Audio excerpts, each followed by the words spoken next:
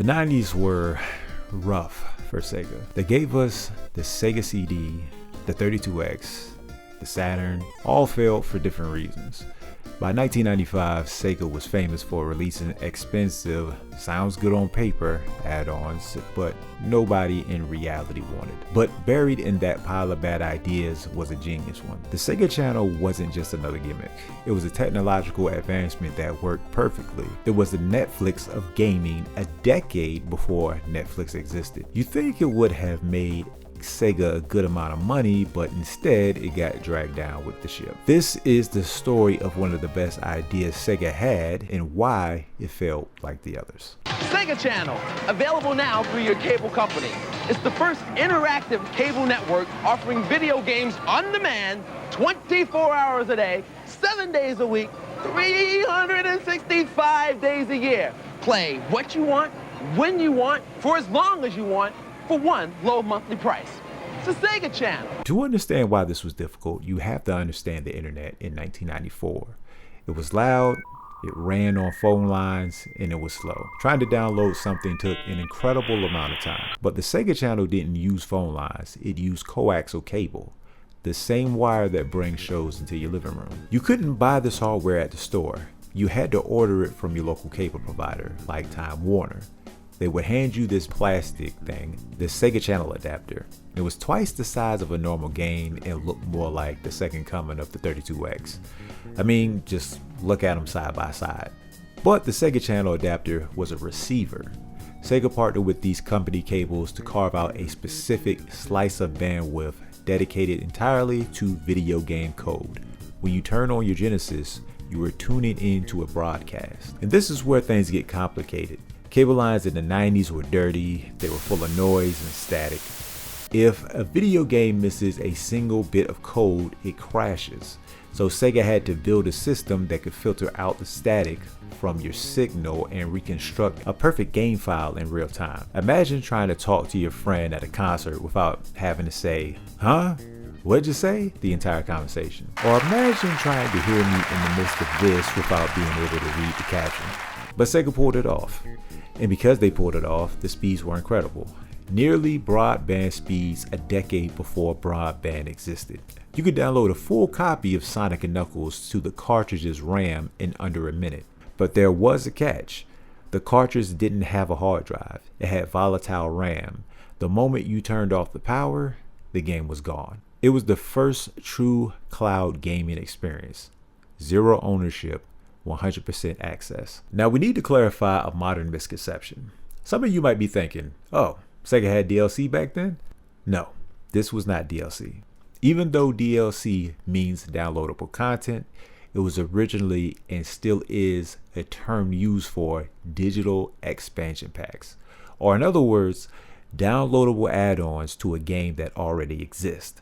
The closest thing to DLC in the entire 16-bit era is Sonic & Knuckles. Mind you, I'm talking about consoles only. That lock-on cartridge was effectively the only expansion pack for consoles. In fact, the concept of an expansion pack basically went extinct on consoles for an entire generation. We didn't see it come back until the hard drives of the Xbox and PS2 era. So Sega wasn't just early, they were a decade ahead. I actually did a breakdown on that in a previous video, so check that out. It would be a good video to watch next. The Sega Channel didn't patch your games, it replaced them. You were downloading the raw, full retail code, the entire 4 megabytes of cartridge directly onto the Sega adapter. Not the entire 4 megabytes all at once though. I'll get to that later. So you pay your $15 a month. What did you actually get? Tips, hints, video game news, and special contests. You get it all on Sega Channel, but only if you stop just watching TV and start playing it. It's all right here on Sega Channel. Up to 50 different games a month, 24 hours a day, pumped right into your own home. Sega would often upload test drives, timed demos to major games, weeks before they hit the shelves. You could play the first 15 minutes of Primal Rage while everyone else was still waiting for the cartridge to arrive at Toys R Us. You weren't just playing the games. The Sega Channel also had exclusive games up there as well. Take Garfield Caught in the Act.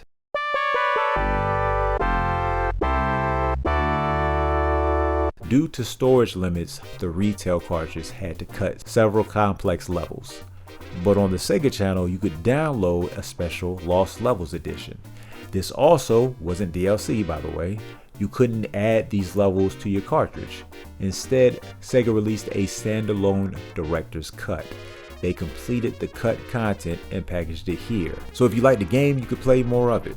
They also had some developer notes up here for each stage, so that was kind of cool to see as well. But sometimes even stripping out the levels wasn't enough. If the game was too big, like Super Street Fighter 2, Sega would literally have to chop the game in half. You would download Part A, play the first few levels, and then get a password. Then you had to reboot, download Part B, and enter the code to finish the game. They technically invented episodic gaming. Now Nintendo was doing this too on the Satellaview, breaking games like Zelda into weekly broadcasts. But there you were held hostage by the schedule. You had to wait a full week for Chapter 2, and if you missed Chapter 1, it was gone forever. On Sega, there was no waiting.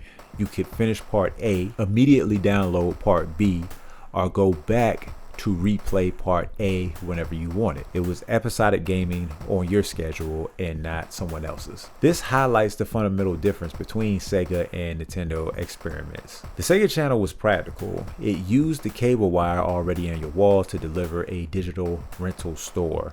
You paid your money, you picked a game, you played it. It was utility. The Satellaview was a performance. Because the data was coming from a live satellite broadcast, you couldn't just play it whenever you wanted. You had to tune in when the signal was active. Not on the bigger games anyway. Both companies knew digital was the future, but they went about it in different ways. Check out my Satellaview video to learn more about Nintendo's add-on. Sega's approach was strictly American, on demand, instant gratification. And that approach allowed them to lock down one thing that gamers actually cared about: exclusives. Take Mega Man Wily Wars. In Europe and Japan, this was a physical cartridge, but in North America, it was never sold in stores. If you didn't have the Sega Channel, this game didn't exist for you. Sega was locking in top tier content, at least I think this was top tier content, behind a subscription wall in 1995. That is a level of confidence or arrogance. I'll let you figure out which one it is. I also like how they describe the episodic gaming, like Super Street Fighter 2, to be a special edition of Super Street Fighter. Like, yeah, you are definitely right. It's definitely special, but not in a good way. Naturally, gamers love this. But you know who hated it?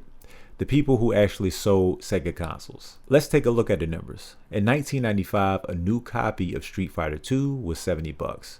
Earthworm Jim, $50. Comic Zone, $55. To buy top games on the market, a parent would have to drop nearly $300. Or they could pay $15 a month. Sega was effectively telling everyone, stop going to GameStop. The same thing companies tell us now, actually. And here's what sold it to a lot of parents. What really sold me on Sega Channel is the parental lockout system. I want to be sure my kids are playing only the games I approve. All the games are rated according to a simple, easy to understand system. I want control over what they play, and with Sega Channel, I have it. Value, variety, and convenience are important, but also knowing where my kids are and spending more time with them is another wonderful aspect of having Sega Channel. Come on, Mom. They can set time limits or lock the system entirely. Try doing that with a physical cartridge. So of course there was going to be retailer backlash.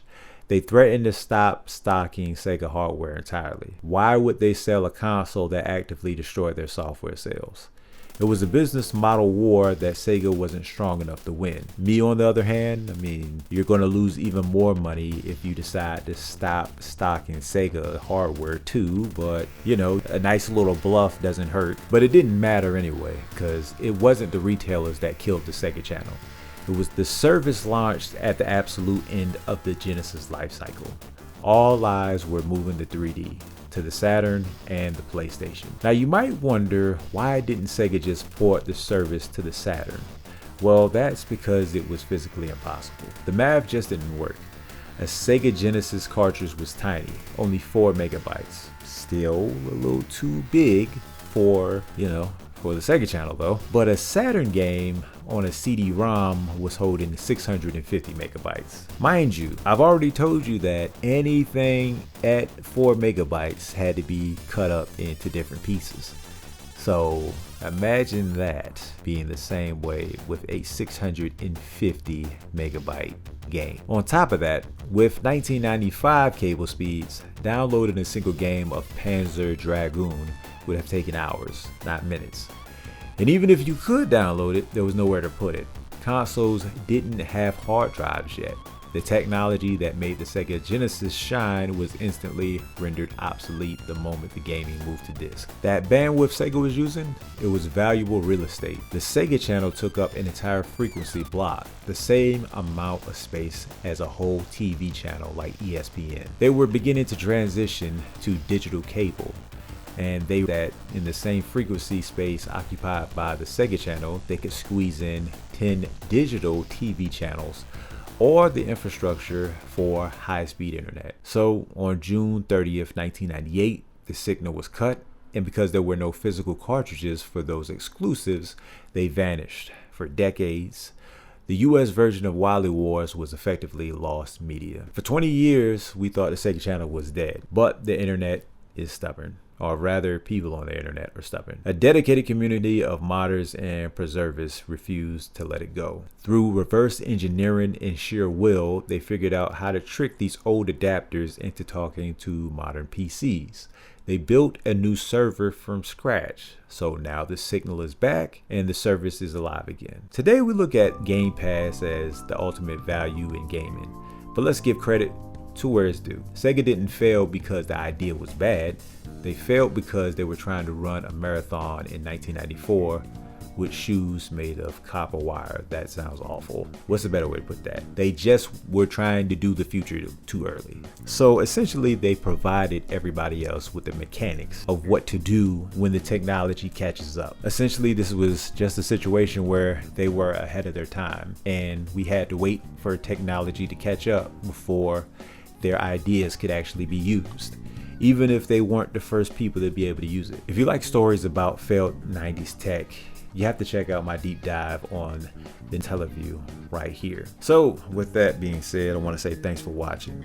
I also want to ask a quick question. Did you know or do you remember the Sega Channel when it came out? Were you even alive when it came out? Let me know in the comments. And like I said before, man, if you like stories about failed 90s tech, you gotta check out my deep dive on the Nintendo Satellaview right here. It's basically the same story, but not, because the Satellaview was a lot weirder and in a, I don't even know if I can say good way, but just in a very different way. So click on it, check it out. Because it's definitely time to stop just watching TV and start playing it.